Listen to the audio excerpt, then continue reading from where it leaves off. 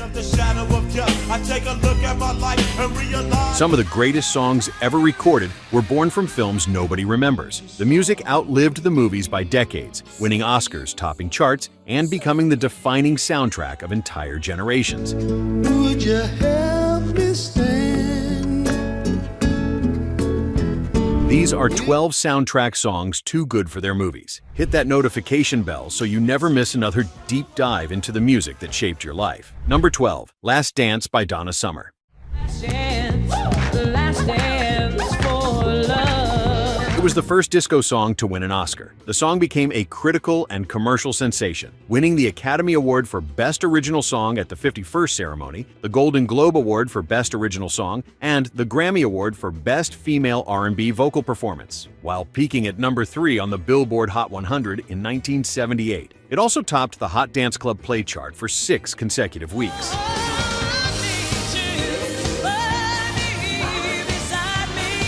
The film it came from is a very different story. Film critic Leonard Maltin rated "Thank God It's Friday" a bomb, calling it perhaps the worst film ever to have won some kind of Academy Award. It was cheap, rushed, and instantly forgotten. While the song remains one of the most recognizable tracks in disco history, Donna Summer sold more than 130 million records worldwide, and this Oscar-winning single stood as one of the crown jewels of her legacy. The gap between what the movie deserved and what the song achieved remains one of the most striking disconnects in Hollywood history.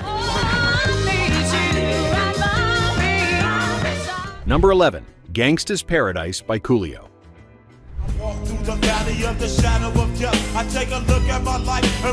The song was the top-selling single of 1995 on the Billboard Hot 100, and the first rap single ever to go straight to number 1 in Britain. Coolio was awarded a Grammy for Best Rap Solo Performance, 2 MTV Video Music Awards, and a Billboard Music Award. It was a historic commercial and critical sweep. The track interpolates Stevie Wonder's Pastime Paradise, and Wonder initially refused to grant permission because of the song's strong language.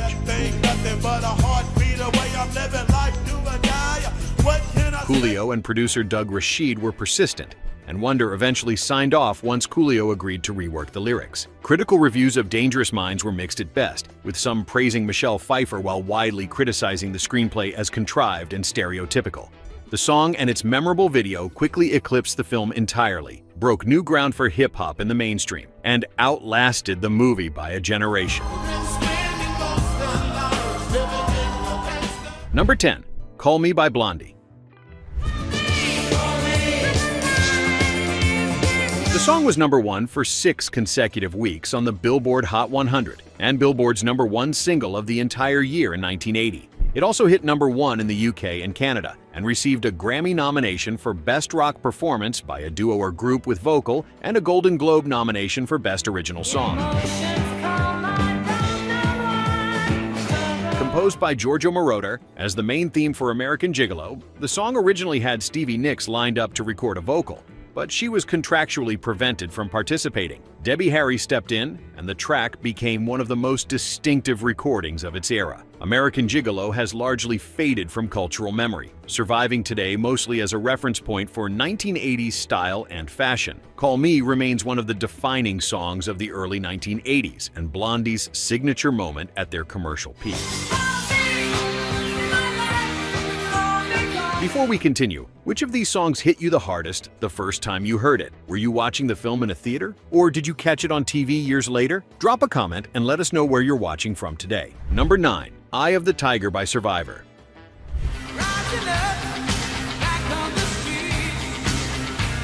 2 years before Rocky III, Survivor were a mid-level rock band with a handful of minor chart entries. Everything changed in 1982 when Sylvester Stallone personally requested a new anthem for his film. The finished track hit number 1 on the Billboard Hot 100 for 6 weeks and became a permanent fixture of sporting events, motivational montages, and gym playlists worldwide for more than 4 decades.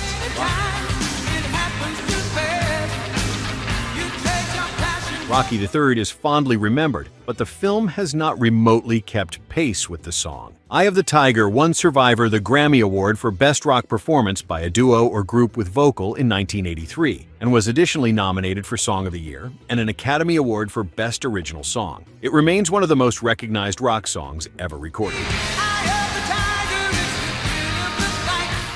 Number 8. Against All Odds, Take a Look at Me Now by Phil Collins. How can you just walk away from me when all I can do is watch? The single reached number 1 on the Billboard Hot 100 on April 21, 1984, becoming the first of Collins' 7 solo number 1s in the United States. It spent 3 weeks at the top and won Best Pop Vocal Performance, Male at the 1985 Grammys, while also receiving a Song of the Year nomination. Look at me now. Well, there's just The underlying music had been written during Collins' 1981 solo debut sessions as a tune called How Can You Just Sit There, inspired by his divorce from his first wife. The emotional rawness of that period is audible in every note. The film, a thriller starring Jeff Bridges and Rachel Ward, was a modest production that has since nearly vanished from popular memory. Both The Guardian and American Songwriter have named it Collins' second best solo song, behind only In the Air Tonight. so take a look at me now a while. 'Cause there's just an empty space. Before we move into the final stretch, which entry on this list surprised you the most? Did you know these songs came from movies? Leave a comment below and keep the conversation going. Number 7. Tears in Heaven by Eric Clapton. Would you hold my hand? If Written I in response to the 1991 death of his 4-year-old son Connor, Tears in Heaven was first recorded for the soundtrack to the 1991 film Rush, a drama about undercover narcotics officers. The song won 3 Grammy Awards at the 1993 ceremony, including Record of the Year, Song of the Year, and Best Male Pop Vocal Performance. break your heart, have you begging, please? The film Rush is virtually unknown to general audiences. Almost nobody who loves Tears in Heaven can tell you a single thing about the movie it came from. The song became one of the most emotionally devastating pieces of popular music of the entire decade, a deeply personal document of grief that transcended its original context entirely. The film gave it a home. The song found an audience that had nothing to do with cinema. 'Cause I know I just can't stay. Number 6. Say You Say Me by Lionel Richie. Say you, say me,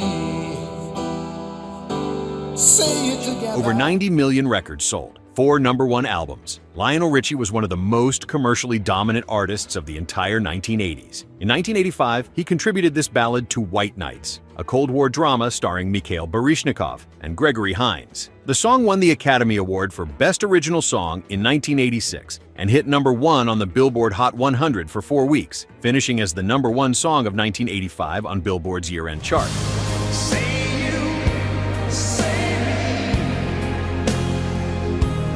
White Nights has all but disappeared from mainstream conversation, remembered today almost exclusively because of this song. Richie had already delivered Hello, All Night Long, and co-written We Are the World in the preceding years. The ballad continues to appear on adult contemporary radio more than 3 decades after its release. It is the sound of an artist at the peak of his powers, delivering something that required no movie to survive. And what they played was a masquerade.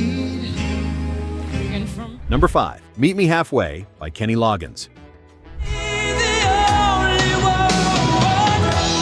The number 1 king of 1980s movie music, Kenny Loggins had already delivered Footloose and Danger Zone before attaching Meet Me Halfway to the 1987 Sylvester Stallone arm wrestling film Over the Top. The pattern was consistent. Loggins showed up, delivered something excellent, and moved on while the film struggled to keep pace. Over the Top is widely regarded as one of Stallone's most critically derided projects. The song, in sharp contrast, peaked at number 11 on the Billboard Hot 100 and became one of Loggins' most enduring deep cuts. He understood something most musicians never figure out. A great song doesn't need a great movie. It just needs to be great. Number 4. Theme from Shaft by Isaac Hayes.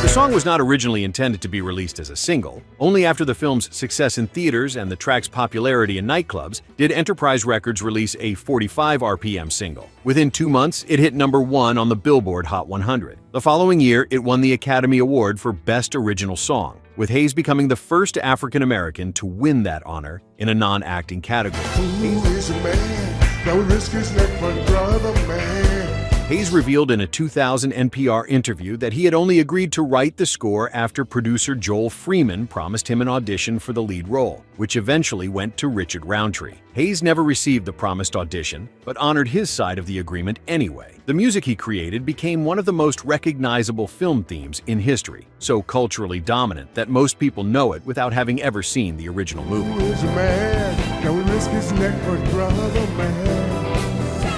Number 3. St. Elmo's Fire, Man in Motion by John Parr.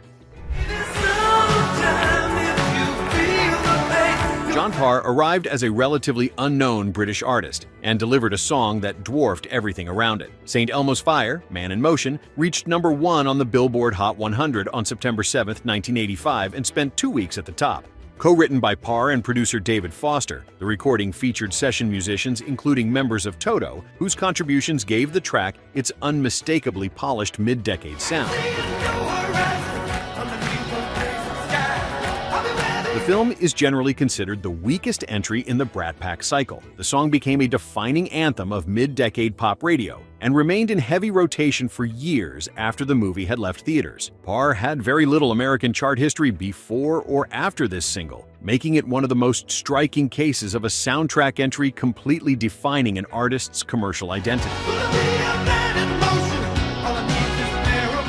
Number 2. Car Wash by Rose Royce.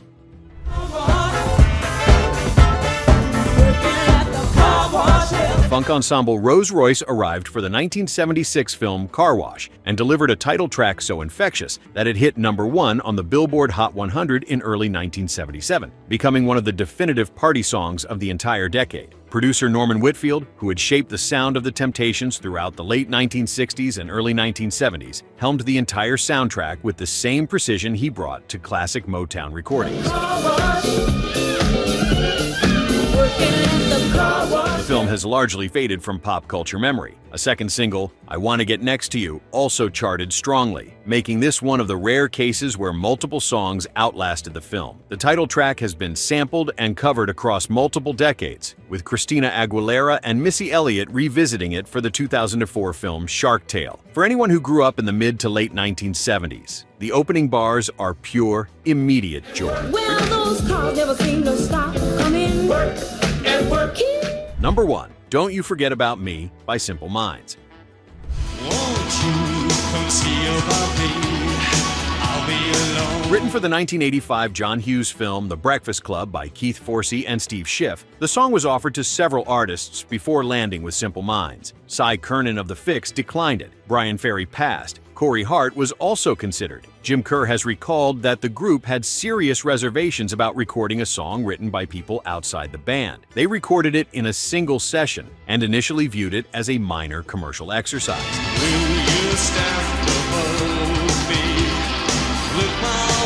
The song hit number 1 on the Billboard Hot 100 in May 1985 and became the defining anthem of John Hughes's entire filmography. Note that the claim Billy Idol turned it down is disputed. Idol himself stated the song was written specifically for Simple Minds by his own producer and was never formally offered to him. The Breakfast Club is beloved, but the song has now fully separated from the film, appearing in commercials, television series, sporting events, and graduation ceremonies for 4 straight decades. Simple Minds are often introduced to new listeners entirely through this one track.